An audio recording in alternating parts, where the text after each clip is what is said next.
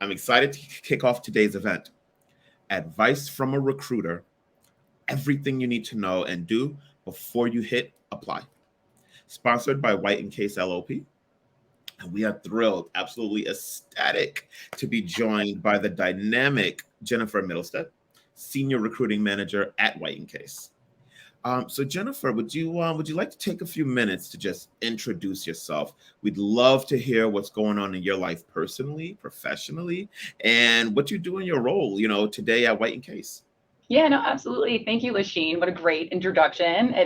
I'm so excited to be here, honestly, and great to be speaking with you today. It's been a joy so far getting ready for this event. And I'm really excited about what we have to talk about. So hopefully people will find it helpful, no matter kind of where you are in your career or your job search. So I'm excited to kind of jump in. So, but I guess about myself, as Lasheen mentioned, I'm the Senior Manager of Lateral Recruiting here at White & Case.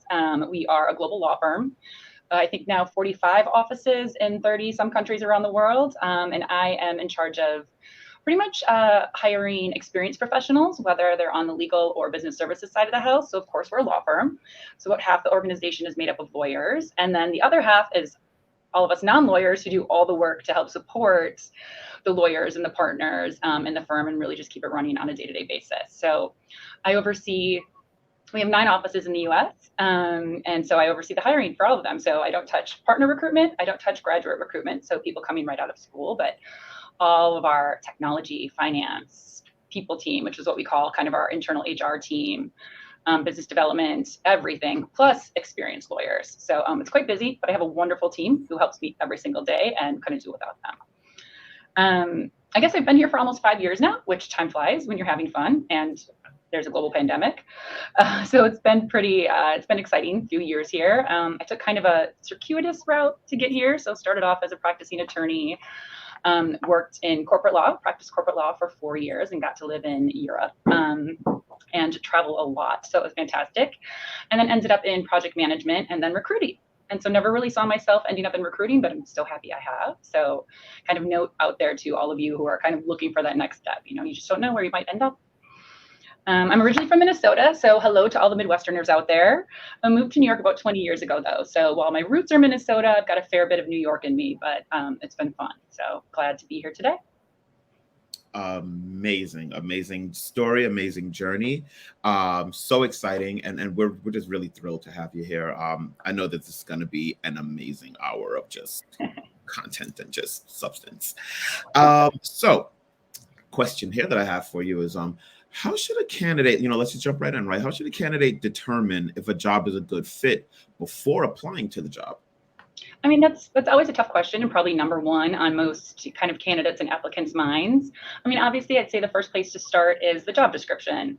So some job descriptions, like those at White & Case, can be pretty long. It'll tell you a lot about the organization, maybe the team you'll be joining, and the role itself. Others can be quite brief. It might just be HR advisor, HR administrator, blank. And so it might not have a lot of details, but definitely look at the job description.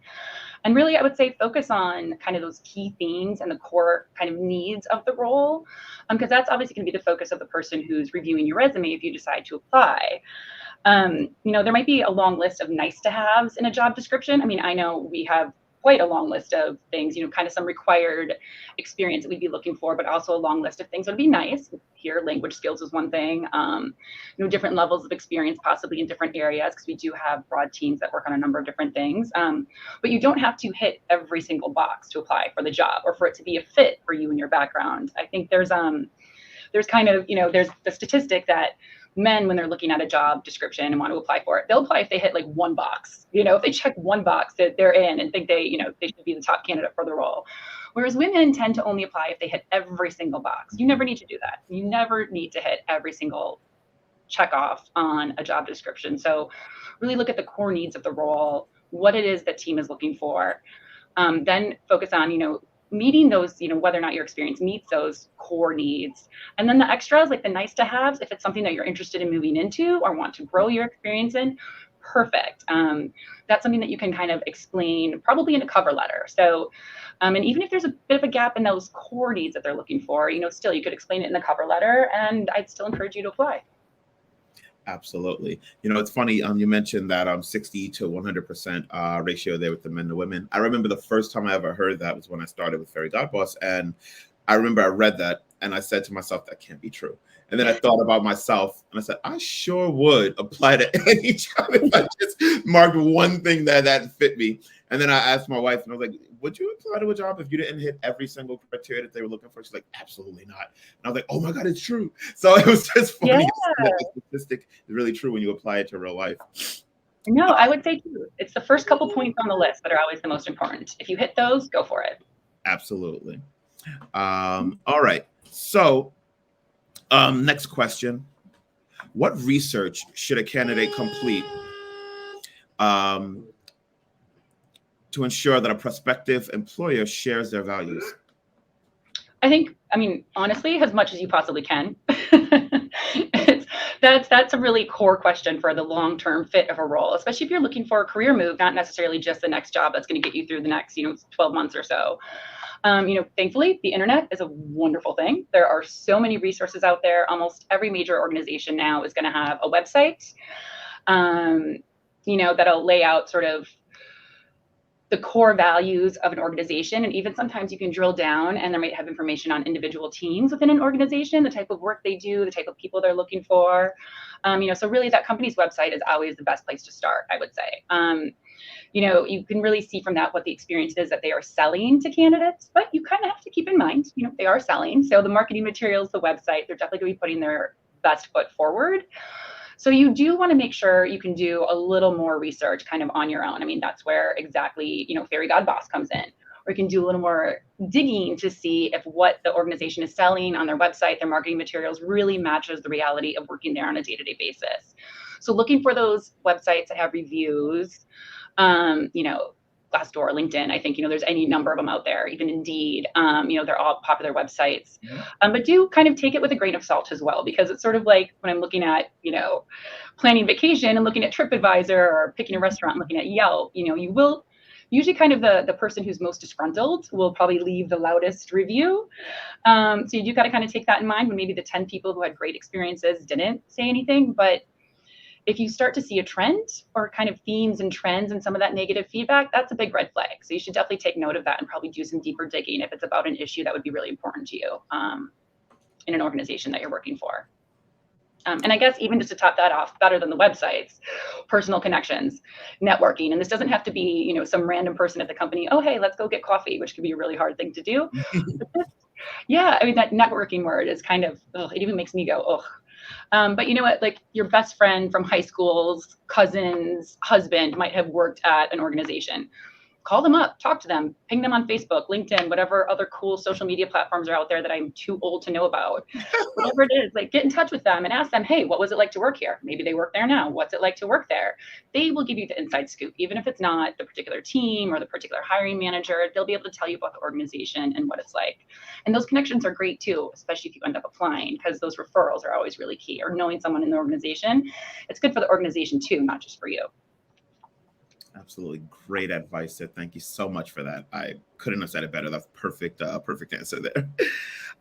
So which leads me to, are there any tips and tricks you have to share with our audience today about crafting their job applications with gaps in your resume? Yeah, I mean, that's something that we were seeing a lot more of lately than I think we probably had previously. Obviously, we all know there's been a lot going on in the last few years that could have caused a break in employment, whether it was voluntary or involuntary. You might have gotten laid off because of the pandemic. Maybe it's been hard to find a new job. I know depending on your skill set, certain industries, sectors really took a hit. Maybe they haven't bounced back yet. Others maybe came back stronger. So, I mean, heck, people could have just decided to stay home and take care of your kids when the schools were closed. I mean, God knows that was hard enough for me.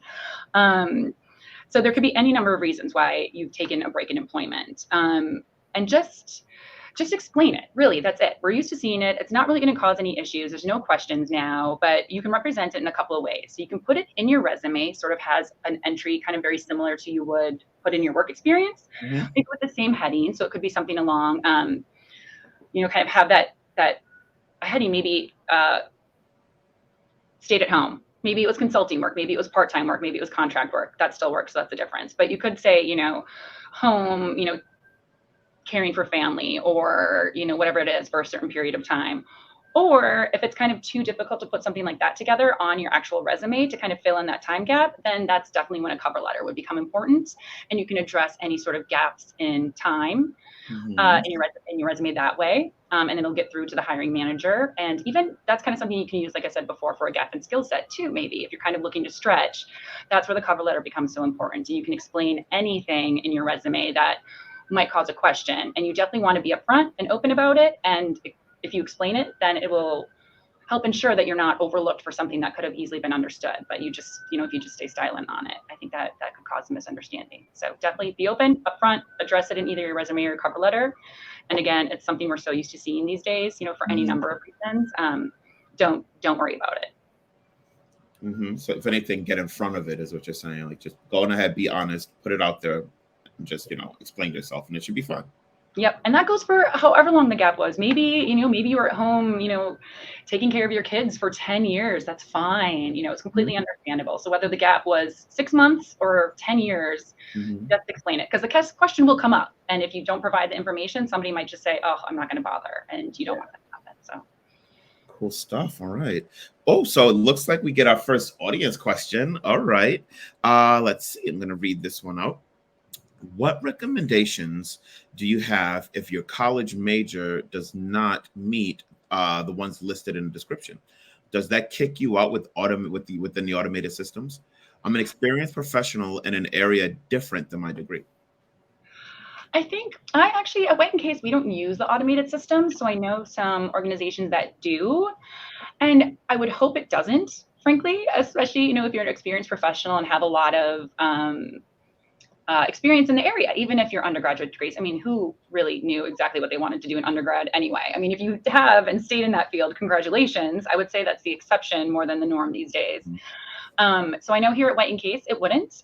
We don't have some of our more technological roles, or some of our more specific roles might ask for specific degree or certificate experience.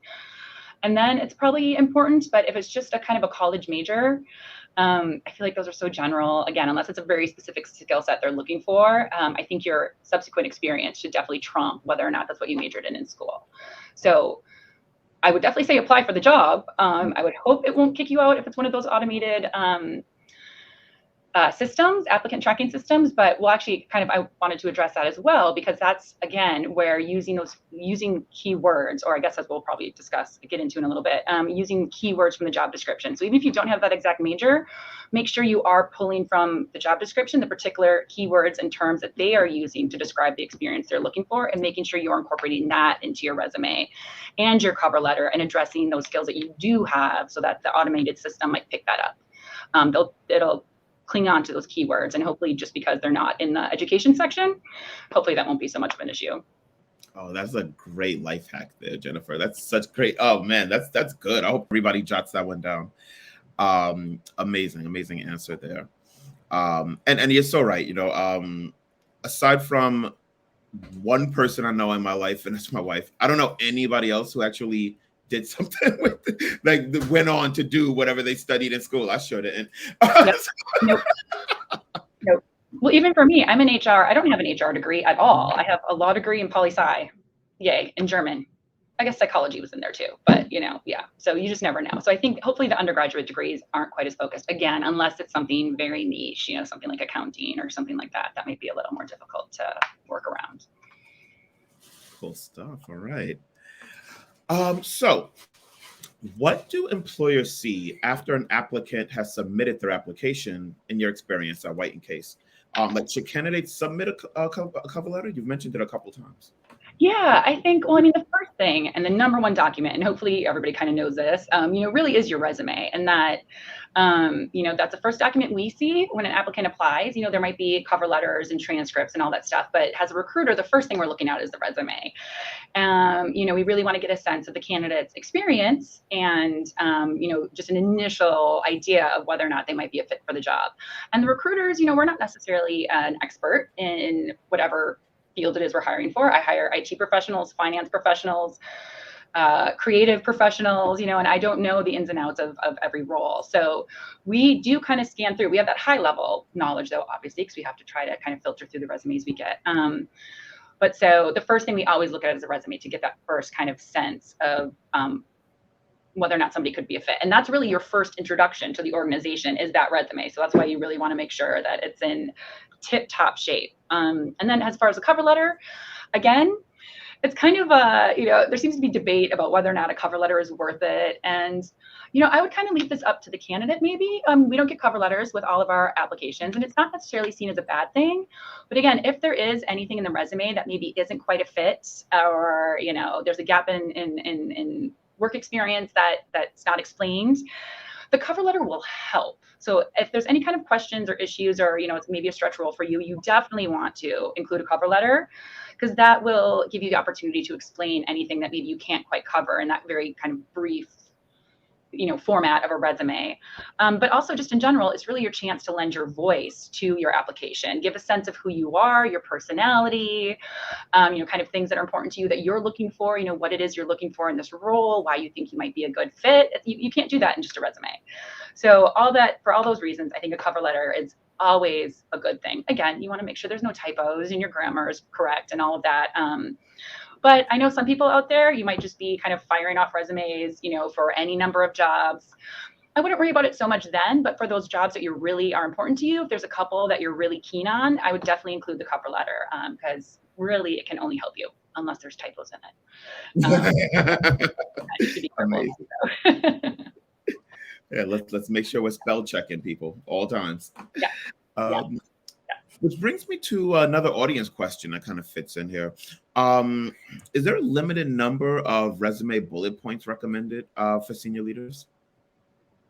No, like bullet points. I would say for resumes in general, again, I'm a little old school, but so are probably most of the people who are reviewing your resumes out there, depending on the job and the industry and the level.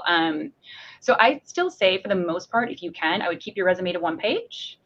But as you get more experience in your career, that might just not be feasible or possible. So, if you're probably a few years out, I would say at least maybe 5 to kind of 10 out in your career, then maybe you could start putting things on 2 resumes if you really have kind of that many roles to discuss, or, the substance of your roles is so in depth that you really need that space. But for the most part, I mean, I'm 20 years out and I still kind of manage to keep it on one page, although it's getting pretty crowded these days. So if I were to start looking for a new job, I'd probably have to rethink how I do it. But it also depends on the job you're applying for. Mm-hmm. So you want to make sure your resume really brings out the key aspects of the job you do now, or that you've done in the past, or your experience in the past, that'll make you a fit for the role you're applying for. So again, it can kind of depend, if you're applying for a senior level role and there's a whole laundry list of things they're looking for, and you've done all that in your current role or your previous roles, you definitely want to include all that. And if you have to go to 2 pages, or, for maybe your current role, you could have 8, 10 bullet points, maybe. It could take up almost a half a page if it's kind of your current role, if you've been there for a long time doing a lot of work, it's really complicated, or there's a lot that you want to present about your experience that's relevant to the role you're applying for. Otherwise, 3 to 4 can be kind of normal for a job that's maybe wasn't directly on point to what you're applying for. So you can kind of change it that way depending on the jobs you're looking at. So relevant experience should definitely be more in depth. You can spend more time and space on it. Less relevant experience, then you could kind of condense those entries to 1 or 2 bullet points. Fantastic. Thank you. So here's another question that I love this one as well. I apologize for all that buzzing, guys. I am in New York, and our delivery people have no sense of tact or boundaries at all. So I apologize for that obnoxious buzzing. But what suggestions do you have for candidates to stand out from the crowd and get hired? Really kind of, as I've mentioned before, definitely tailoring your job description and your cover letter to the actual job you're applying for. Again, if you're applying for kind of tons of roles and they're pretty much all the same kind of thing, if it's a sort of more junior level position that's common across different organizations, then maybe you can come up with sort of one, version of your resume that addresses most of the points that are going to be in most of the job descriptions. And same with a cover letter even. I mean, you can have a pretty basic form cover letter that maybe you just tweak a couple sentences here and there for each role. Or again, if there's a lot in common among the different roles you're applying for and there's a number of them, then you could probably come up with a pretty standard cover letter as well. But again, for those roles that you're super keen on, you really want to make sure to tailor your resume. And this is, again, something that will help get you through any sort of those automated review programs using the exact keywords. So if they say they want a manager with a passion for coaching teams, put in your resume how you have coached your teams previously, or put that in the cover letter, how you've coached your teams. Don't just say manage, don't say oversaw, like literally just pick those keywords and use them in any place you can in your resume that makes sense. Because that will help, it'll help a human recruiter who's looking at it, like it would be me, again, if it's a tech role, I'm going to know that job description in and out. I'm not going to know every iteration of every program or platform that's out there that might be kind of the same thing. So kind of do your best to help the person reviewing your resume, make it as specific as possible to the role you're applying for. And that will also put you ahead of other candidates who are maybe just sending out those form resumes, kind of the same thing to every type of job. And they haven't quite tailored it as specifically, because it actually does stand out and it's pretty apparent, So that's one thing. Same with the cover letter, using those keywords. Again, as I mentioned, really referrals are invaluable. Not just for you to find someone who has a connection at the organization that can help you learn more about it, but it helps the organization too. Like even if it's, again, your cousin, your best friend from high school's cousin's husband who used to work there, if he can reach out to someone at the organization, whether it's a hiring manager, someone in the HR team, and say, listen, my wife's friends, whatever, is applying for a job here. And you know what? I've only met them at a barbecue, but they seem great. So just wanted to put in a good word for them and kind of make sure they're at the top of the pile. They don't have to say you're a great accountant or a great IT professional, whatever it might be, but just to know that they know you and that you seem like a decent human being is so helpful, because for organizations, we have to make a decision based on usually a one-page resume and a few 30-minute interviews. It's so hard to really kind of get to know someone in such a quick interview process. And these days we're having to move fast. Candidates are moving fast. So it provides comfort to the organization if there's some ties there and they can kind of learn more about you that way. So definitely, referrals, if you know anyone, even if it's tangentially, definitely reach out to them. And I guess the other thing I would say, honestly, is don't be afraid to follow up. So, as a recruiter at a big organization, my team, we're dealing with, kind of different sides of the house, 25 to 30 open roles at any given time. If you think 25 to 30 candidates for every one of those roles, that is hundreds of resumes that we're going through. And of course, when a role first opens, we tend to kind of get an influx of resumes. We might get 10, 20, 30, in the first 24 to 48 hours, who knows, depending on the role and what the market's like at the time. And so maybe that first cut of 30 resumes, maybe you didn't quite make that top 5 that we're going to forward on to the hiring manager first. Those candidates may or may not work out. They may have just applied. They may have something else going on. They might not be able to interview. They might just decide they don't want the job. So a week later, you might be in that top 5 of that next cohort. But if you reach out and follow up to the recruiter and express that you're still interested, maybe there's kind of 5 to 10 that we're not sure about that could kind of be passed on. If you reach out and say, hey, I'm really interested in this role and this is why, I sent in my application about a week ago, just would love to get an update and kind of know where you guys are at in the process. And if there's anything more I can provide, if you have any questions, that will catch the recruiter's attention and probably, put you close up to the top of the list again, if your experience is a match. So you'd be put ahead of the person who doesn't bother reaching out and just submits a resume and kind of disappears. So don't follow up too much though. As I mentioned, most recruiters, especially at larger organizations, are busy. We have a lot to do. So you also kind of don't want to be that annoying person, but one follow up a few days to a week after you've submitted your application, if you haven't heard anything back, 100% acceptable, and I'd even encourage it. That was exactly what I was going to ask too. When you mentioned don't be afraid to follow up. A lot of my friends, are applying for different jobs and different roles. And literally, like last week, my friend he interviewed somewhere, and he was like, "Hey, should I follow up? It's been 6 days." And I was like, well, I don't want you to be annoying, but I also want you to stand out. So I'm not quite sure what answer it is. Try it maybe, but don't follow up again after this follow up. Well, and I would say, I've also gotten some follow-ups that are like, hey, I applied for this job 5 days ago and I haven't heard anything yet. I'm like, okay. If it's like, hey, I applied, I'm really interested. Is there any more information I can provide? Like, you're trying to help. 100% that'll be a welcome check-in to any recruiter, but don't start getting too annoyed with them, because remember, they have a lot of different things going on, and we'll usually get back to people as soon as we can. But even, for us, even if you're not selected to move forward in the process, we often don't really close out the job until it's actually filled. Mm-hmm. And these days, sometimes that's right up to almost start date. So we could have a candidate in play for a while. And so sometimes you might not hear back because we don't know what's going to happen. A person could accept an offer and then decide to stay. They get a counter offer at their current role. That's been happening a lot lately. So roles may stay open for a while and you might not hear back for a while. And I understand that's so frustrating. But just sometimes, it's kind of the timing that we're stuck working with. So just kind of be understanding of what the recruiter is going through. The recruiter definitely understands what the candidates are going through. So yeah, but a good, friendly, nice check-in, offer to help with any other additional information, ask questions, that kind of thing, always a plus. So amazing. All right. So let's see here. So why is it important to have at least one second set of eyes on one's resume before clicking the apply button?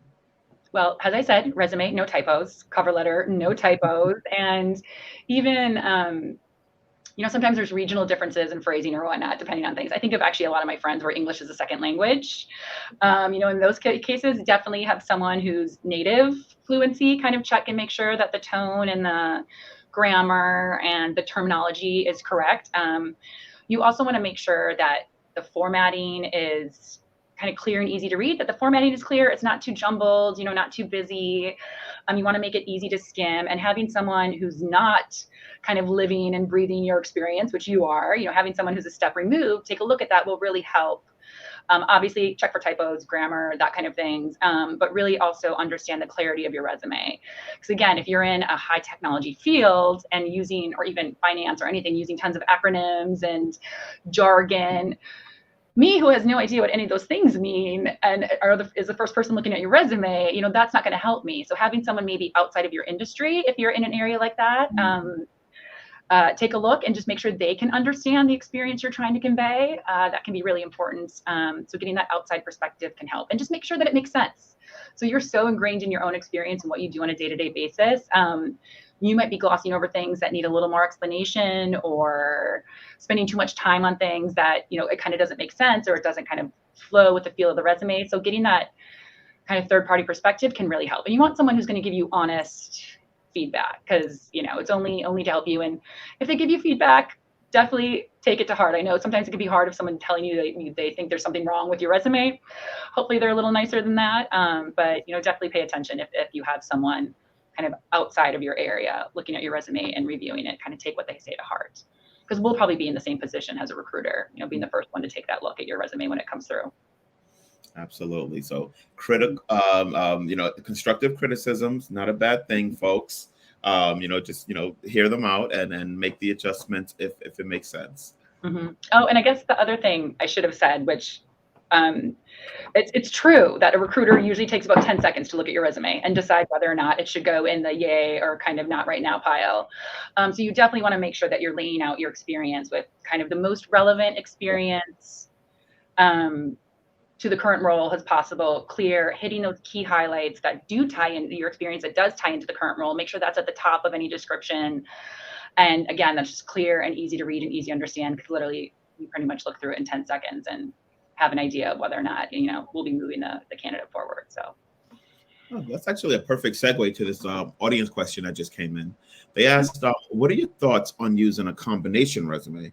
For instance, if I create a category where I list relevant experience first, and following that, list my work history, would that be fine? Yeah, that can be. I mean, we see resumes come through in all different styles, shapes, forms. Obviously we're a law firm, a legal organization, so our legal resumes tend to fit a pretty standard format. It's very kind of boring, but very professional looking. And then usually it's by order of role, because you've kind of been in the same role for a while, you're practicing the same area of law. On the business services side of the house, our career paths are very different. We could have changed industries, or even if, say, you're applying for an HR role, maybe you've worked in a bunch of different organizations, but really want to focus on that HR experience you have that you've developed, and that can be fine too. So if you do want to put sort of your relevant experience, you know, kind of in a more generic or general kind of bullet points at the top, or in a paragraph. I would say probably not paragraph. So I'd probably either do it in bullets or even just a couple of lines. If it's a couple of lines, you want to kind of sum up your experience. Great. You can put that in at the top. If it's going to be more than a couple lines, I would say do it in a bullet point format. And then you can start with your most recent employment experience and kind of go backwards that way. And again, if you're someone who's advanced in your career, then your education would be at the very bottom probably. And you'd start with your experience and go that way. So I think it really, and also different industries are going to have different norms for resumes. So, I mean, we're hiring for graphic designers and an interior designer right now. Those resumes look very different from our IT resumes. So there's also, you know, depending on what's common in your industry, you kind of use that as a guide as well. So sometimes there'll be more, you know, an interior design creative. You'll need more creativity in your resume. Really not very creative. A lot of times there's more, you know, it's more production. It's not just kind of the typeface and whatnot. So different industries will call for different things, and that's completely fine too. Understood. All right. So another audience question that I absolutely agree with this first sentence is, I found it very interesting that you went from law to project management to recruiting. This is from the audience member now. I'm finding it difficult to change careers without prior experience. So how were you able to navigate that? I had a slight advantage. So it was at least all within the legal industry. So I kind of stayed in the same industry, even though I shifted the type of work I was doing within the industry. So that helps. But it definitely was interesting, and it wasn't something I even foresaw happening. So I quit my first job right before a massive recession in 2008. I don't know if people remember. Oh man, I remember. Yeah, exactly. Depending on where you were in career then. So I had quit my job without having another one lined up. Wouldn't also recommend doing that unless, you know, you're pretty confident. So I planned on taking some time off, which, you know, doubled, almost tripled, because there was no jobs for me to be had. So I ended up just picking up contract work. And that's how I got into project management. I started working as a contract attorney on a project and kind of did well, worked hard, quickly got promoted, and then was managing the project for a year and a half. It lasted, which was great. And then I kind of got rolled over to a new project, and I really liked it. But through that, I was dealing with a lot of attorneys who were kind of in between jobs or just graduated from law school in a bad market, and they were looking for career advice, recruitment advice, since I had practiced already and kind of gotten out of it. And through that, I got into recruiting, and then ended up at the agency side. So it was kind of these off chances, like opportunities that presented themselves to me that I didn't necessarily think were going to turn into a long-term career path. And they did, and they have. And to be fair, that was sort of by choice. When the opportunities were there, I kind of explored it, realized this is something I'd like to do. But when I first made the shift from project management to recruiting, I wasn't entirely sure. And so I had kept really good connections with the organizations I've been working with through project management, and could have always gone back. So I kind of had that safety net, which helped me make the move. But then I ended up loving recruiting. And then agency side wasn't quite what I liked. You know, it wasn't really kind of my style. And so coming back to a law firm, again, was something I never thought I'd do. But having gotten out of the law firm life, I realized law firms, these organizations, you're working with wonderful, brilliant people. Just because I didn't want to practice law doesn't mean I don't like being here. So, you know, coming into recruiting, coming back to a law firm really is kind of where I ended up finding my home. But if you'd asked me even 10 years ago, I would have had no clue. I never would have thought I would have ended up here. So kind of few bumps in the roads, kind of a windy way of getting here, but you know, it ended up being what it is, and I'm really happy. So just keep your eyes open, I guess, for those opportunities. And even though you might think it might not go anywhere, it very well might. So it's worth checking out. Amazing advice. That's like literally how I live my life. So I love that you said that. Really, I really do. So here's a question. What does the career journey with White Case look like? It really, I mean, it depends on the type of role you want, but just in general, at an organization like White Case, and White Case in particular, there's just so much opportunity. I mean, it's amazing. We're a huge organization. You know, all of our teams are big, kind of no matter what area you're going into. You know, we have offices all over the world. We have offices all over the US. Our teams are, especially now, post-pandemic, more office agnostic. So, you know, New York is our headquarters. You know, it was our original first office back in 1901. The firm was founded here in New York.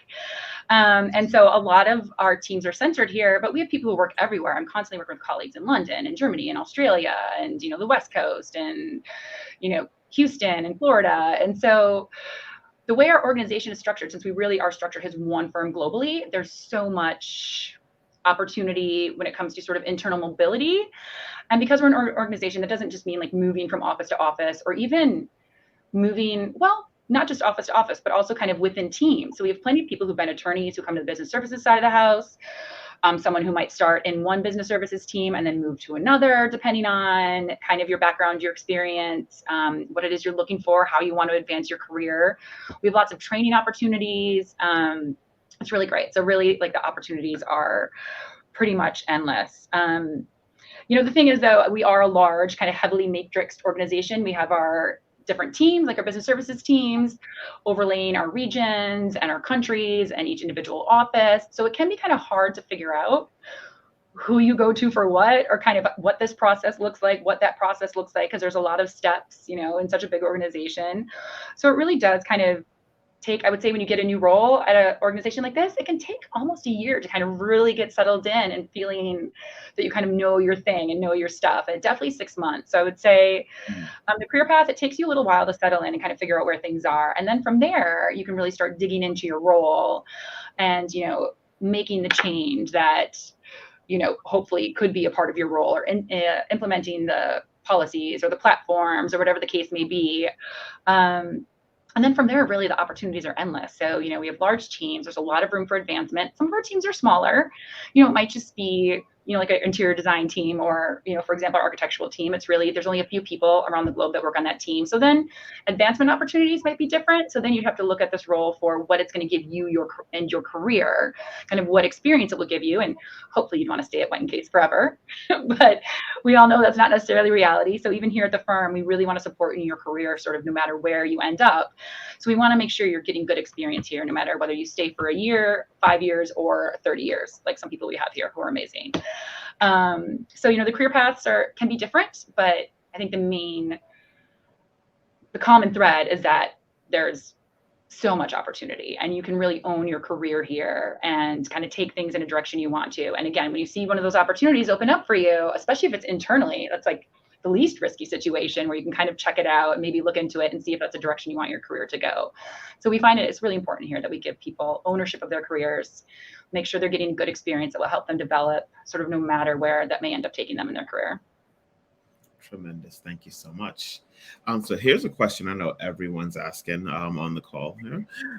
What roles are White & Case currently hiring for? And are there any specific tips you have on landing a job at White & Case? We have a lot of roles right now in a lot of different areas. As I said, anything from our people team, which is, encompasses recruitment, HR, like traditional HR, learning and development, our benefits teams, technology. I don't even know how many sub functions we have in our technology team, looking for different resources right now. Our finance team are always looking for revenue generators, billing coordinators, that kind of thing. Obviously, the finances of a law firm are very important. Our entire business is client billing and all that kind of stuff. So those roles are really key here. Right now, we have on the people team, obviously near and dear to my heart, we're looking for an allocation and development manager. So this is someone who works with the attorneys on work allocation. So it's probably more common for people coming from professional services industries, where you have to kind of figure out what analysts are going to work on, what matters. But that's sort of I guess, traditional HR kind of work allocation and development. So it's going to involve some elements of development as well in there. So that's one we have out right now. Got a couple of key ones on the tech teams, and literally I just asked my team this morning which roles they wanted me to mention specifically. So these are coming direct from my team saying, please, like, we could use some more applicants here. We're looking for a senior applications development engineer in our Tampa office.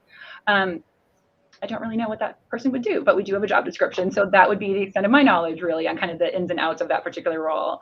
We're also looking for a technology compliance specialist in Tampa. It's part of our technology team in the service management department. And then a senior manager for business development at in working with our mergers and acquisitions team. So again, someone coming from BD at this firm, the best part is you don't have to be a lawyer to work at a law firm. I happen to be a lawyer, but many of my colleagues are not. We need people from all backgrounds. But something like BD would be probably looking for people either coming from another law firm or professional services like consulting. They tend to have kind of these BD managers. So we do a lot of cross hiring here at White & Case too, out of other professional services. organizations or just other industries, general corporate, that kind of stuff, much more than I think many law firms do, because we actually appreciate that influx of new ideas. We want someone who hasn't necessarily been at a law firm all their life, because I'm not gonna, as a lawyer, I can say this, right? Like, law firms are kind of known for being maybe a little stuffy, a little old school, a little traditional, whatnot. Thankfully at White Case, we do our best to buck that trend or buck that kind of reputation. And so we love people coming from different industries because they bring new ideas, fresh perspective. And that's something that we really thrive on here. Oh, that is amazing.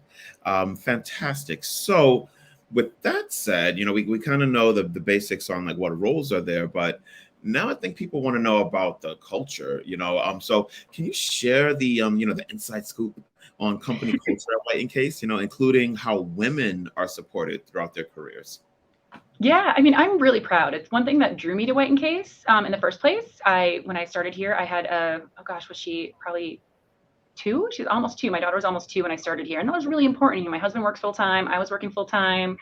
Didn't want to, miss these key years of my daughter's life. And so really that professional support, and, who knew what more kids might be coming down the line. So kind of how a firm supports their female employees was really important to me. And White Case has a really strong reputation in the market for being very supportive of parents. It's also a very diverse organization. I mean, thankfully, it's kind of by nature, since we are a global firm, again, with 40 some offices in 30 different countries. I think we have 110 different nationalities represented by the firm and 87 native languages. So it just kind of shows with that diversity, there's a natural, not even tolerance is too weak of a word. There's natural acceptance and appreciation of people coming from different cultures and different backgrounds. So the diversity is considered a plus here, not something that we have to work to try to achieve. It kind of happens more naturally here. And granted, it's something we're still constantly focused on, whether it's gender diversity, ethnic, religious, whatever it could be, racial diversity. It's something we're always conscious of and working towards. It's something we take very seriously here, but thankfully, just because of the nature of our organization and the way we operate, and really our leaders, it's something that is very important to the firm and our culture.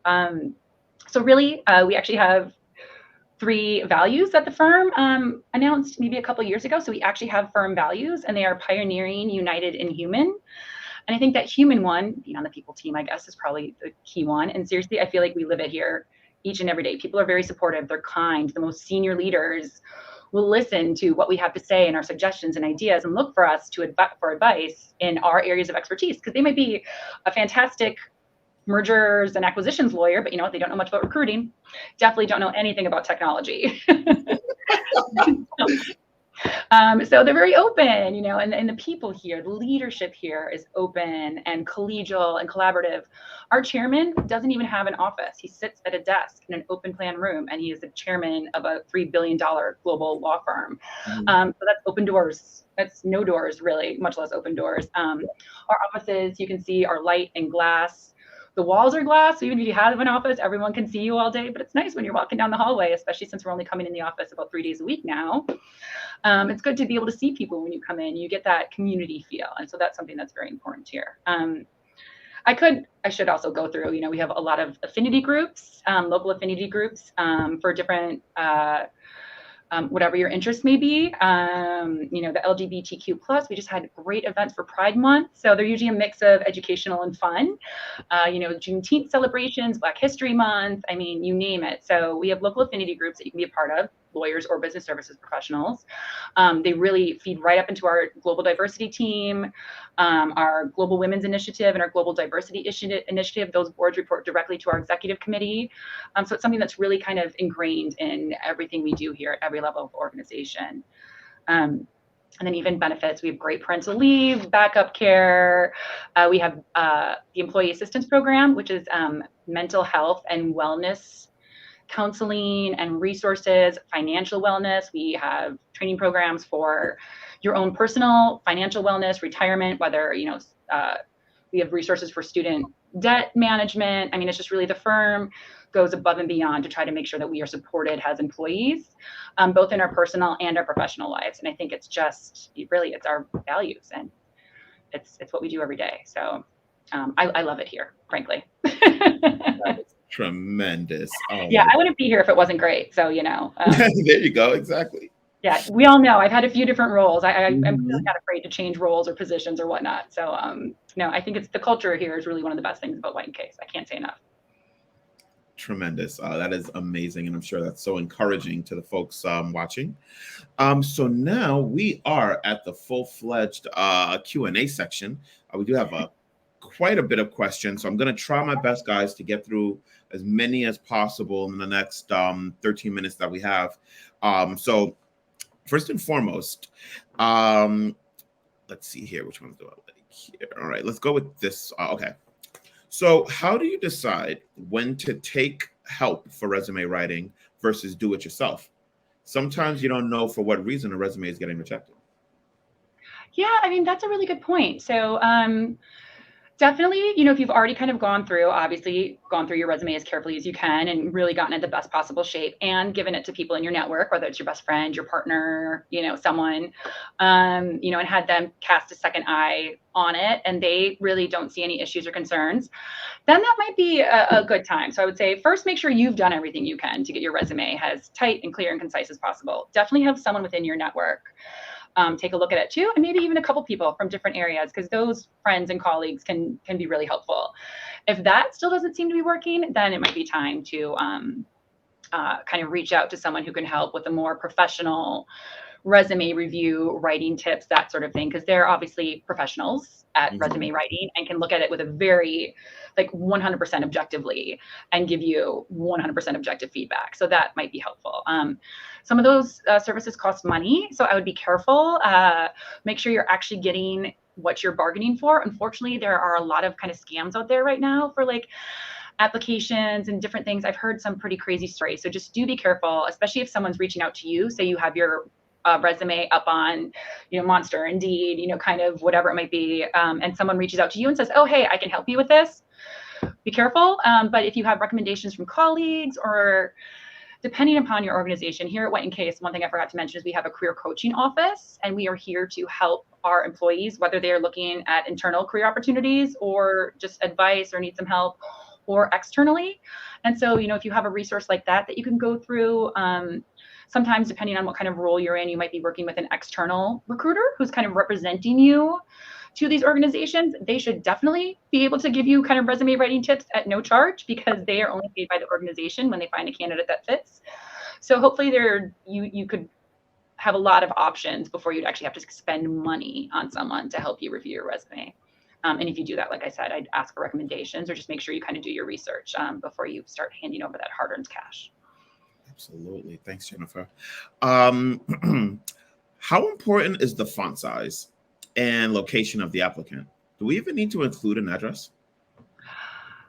I wouldn't say you need to include an address. You don't need to put your personal home address on a resume.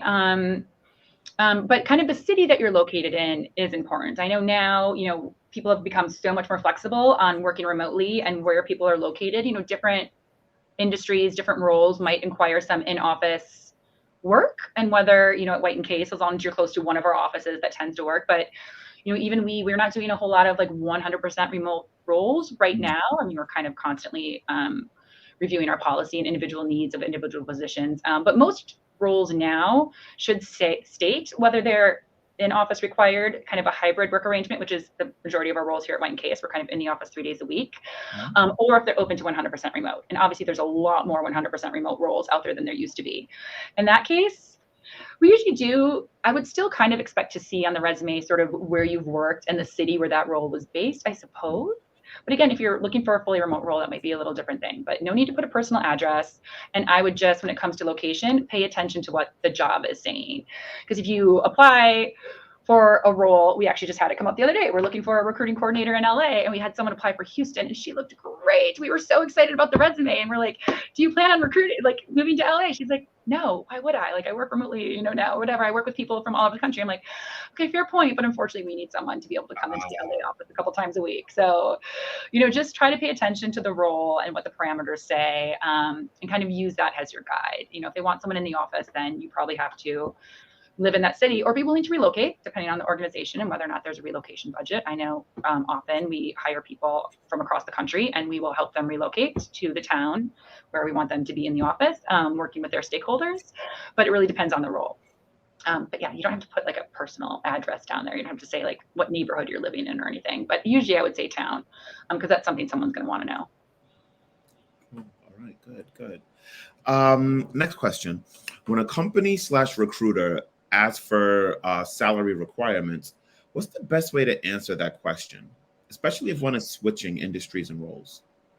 Yeah, it's hard to say. I mean, I think as an individual candidate, you should definitely do your research, kind of find out what's average, sort of market average for the types of roles that you're looking for at the level you're looking at. And, maybe you're at a manager level in your current role, but if you're really looking to switch fields, you might have to take a step back. So kind of be willing to acknowledge that as well. But really do your research to find out as much as you can about the market salaries for those roles. And that can be difficult, but I will say many more jurisdictions now, like California, Colorado, New York, it's coming, where employers will have to put the job range on the job descriptions. So I'm actually, as a recruiter, kind of looking forward to that. I think it'll take a lot of the guesswork out, but obviously that's not the case everywhere, not even in New York yet. So do your research. And honestly, in the end, everybody has a bottom line salary. You need to pay your bills. There's probably something you can accept or not. And granted, you don't want to kind of automatically lowball yourself. So I would say anytime you can, give a range. If you can give a range of what you would be able to accept for a role in a position, and you can even state, depending on whether you're putting your information into an applicant tracking system, whether it's a free form field, whether it's just a number. I think ours might be just a number. That can be tough, but provide a range if you can. Mention that you're flexible if you are. And if you do have to provide one number, provide your number.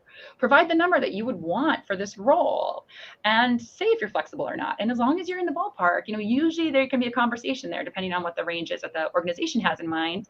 But again, it depends on experience. And obviously, if you're switching roles and you can kind of figure out what industry average is for that type of position, you will probably have to start on the lower end of that range. So kind of acknowledging that too, and using that information to make a decision of whether or not this is a move you even can make right now, depending on your personal circumstances. So average range, if you're kind of moving into a new position or don't have direct experience, you're gonna have to start at the lower end of that range and just be kind of aware of that. But again, if you're kind of in your position and looking for a new opportunity, you can kind of aim for the top end of a range if you think that would be better suited for your experience. But yeah, be honest, essentially. Don't worry too much about lowballing yourself or setting yourself up too low. You definitely could outprice yourself. A lot of times if something is way above what we're looking for, it might kind of be like an automatic that's not even worth having a conversation for. But as long as you generally know the market ranges, you'll probably kind of be okay with being honest with what it is you actually would be looking for. Sounds great. Cool stuff. Thank you. Let me see. We have time for maybe one more. Hey, what do you enjoy most about the legal industry? I like, honestly, the people. And I think I kind of said it before when I was talking about, coming from agency side recruiting back to the law firm. I mean, I love like all the firms I worked at. So I worked at 3 in my different roles. It's really the people, they're smart, they're ambitious, they come from all walks of life, all different backgrounds. But, in lawyers, obviously, there's tons of different types of law they can practice, and even in the business services field. But I think the one thing about the legal industry is that people tend to be very high performers. So even here at White & Case, we like to say we have a high stretch, but high support environment. We're constantly striving and stretching and trying to do better and looking at new ways to do things, better ways to do things. It doesn't matter what side of the house we're sitting on, whether you're the AV support specialist who helped me set up for this call today, or you're, again, the head of our mergers and acquisitions practice. We're always constantly striving to do things better. And again, that's where that influx of ideas come from. We love people coming from different backgrounds outside the legal industry. I think traditionally, if you just stayed in the legal industry, it could get a little boring, maybe. Lawyers aren't necessarily thought of like the most fun people ever. We're not some startup or something. But I think, here at White & Case, people tend to be really relaxed and collegial and open-minded. So that's one of my favorite things here. But legal industry in general, smart, ambitious, people who are constantly striving to kind of do things better and make things better. I like that. Fantastic. I'm going to try to squeeze one more in because I think this is a good question. I'll try to yeah, we can try to tighten this one up. All right. Do you have trouble finding diverse candidates? And do you find yourself looking in different places for women or other minorities?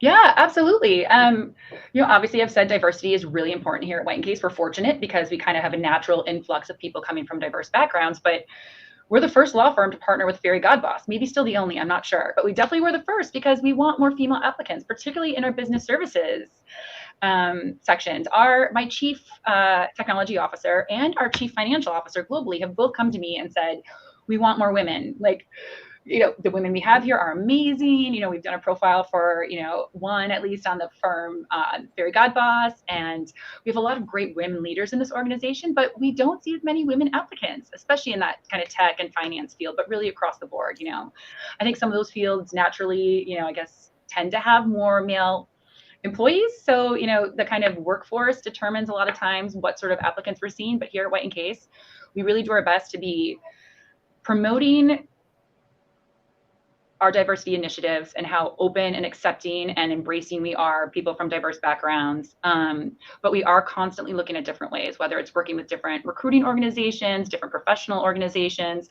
partnering with Fairygodboss, for example. We're always looking at new ways to help increase our diverse applicants and really be an employer of choice for these types of people, anyone, whatever your background is. We want to be a place, like, it was really important to White & Case that we're an employer where you feel welcomed and you can feel at home here. You can be yourself. You can bring your full self to work, which is something that it's gotten a lot of buzz lately, but something that one of our diverse female partners has said from day one, that this firm is different because she feels like she can bring her whole self to the office every single day. And that's what we strive for.